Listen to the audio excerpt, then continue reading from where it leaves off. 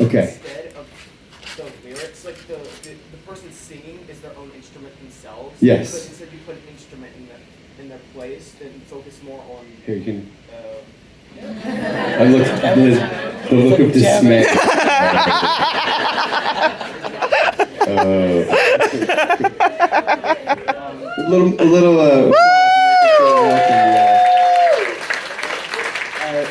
No, I do not like hearing my own voice. Me neither. Cheers. I would, instead of rather of accompaniment, the singer is technically an instrument in themselves. I would focus on, I guess, the intervals and how you would go from one note to another to create emotion. Ooh, yeah. And leave the rest to suggestion within the person. Yes, that's beautiful. So you covered a lot. Whoa. Yeah. You talked about a lot. So you not only talked about bringing emotion out of people with just intervals of frequency, no lyrics involved, right? Right? You're not talking about lyrics yet. Is that what you're saying? Well, I'm talking about more replacing the lyrics with an instrument. Right, like instrumental music, right? Yeah, and you're also cognizant of the holes that you want to present to be able to let the listener find themselves in the music. That's incredible, right? That's really deep. Because I would say, yeah, you're 10 steps ahead of most people that are doing this. I would say just keep down that path. As far as like music theory and stuff, there's so much that if you could go to music school, and that's wonderful. I dropped out of music school and it was great. I loved it. You dropped out, or great that you loved it? I loved it. I dropped out. This is back in the 1900s. Yes. There we go.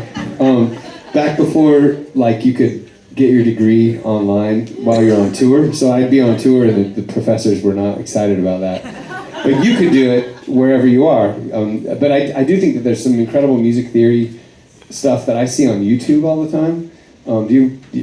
How deep in are you on your instrument and that kind of thing? I've been playing it for 3 years. Yep. I don't know any metric to determine how good I am at it. Yeah. I would say that I've gotten a lot better. Within the first month, I remember I was caught up to all my classmates who were a year ahead of me. So, and as far as composers or artists that you appreciate, who do you dive into? There's one, Lindsay Sterling. Yeah. She does a lot of instrumental stuff. We did a song with Lindsay. Mm-hmm. She's a genius. Let's hear for Lindsay. So Lindsay's a great example. Lindsay is someone who, if you said, 15 years ago, that she was going to exist, it doesn't. There's no one that does what she does, right? Where you're like, you want to do what? You want to make music videos for people on the internet and tour the world, playing mostly other people's songs and just a violin and do theatrical. Who does that? It's Lindsay Sterling does it, and she's incredible at it.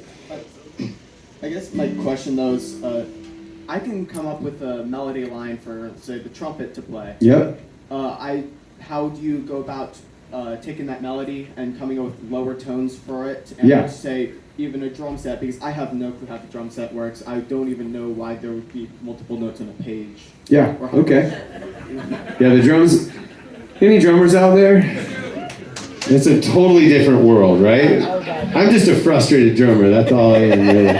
Okay, so for let's say your trumpet line does that. Just something simple. What you're outlining is in the key of D. So I would suggest your chordal framework would probably be below that in a D. Then you might even go down to here, you might have something going. So then you have. And now we're sitting on the dock of the bay. Yeah, you're sitting on the dock of the bay. For sure.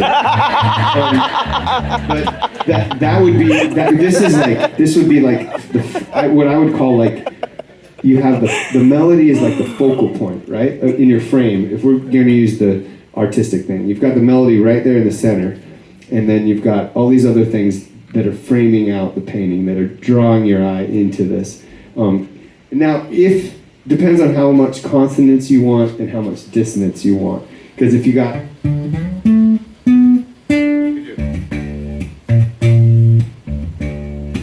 and then suddenly that is adding a dissonant part of the information. Is that making sense?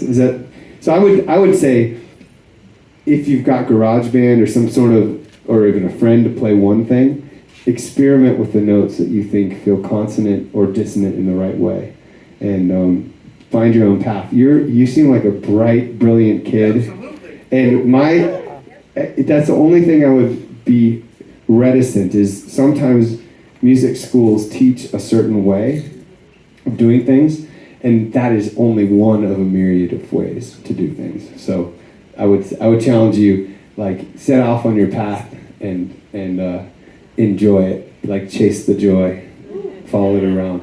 So it's more of an experimental type of thing. You have the melody and you just experiment with what would work.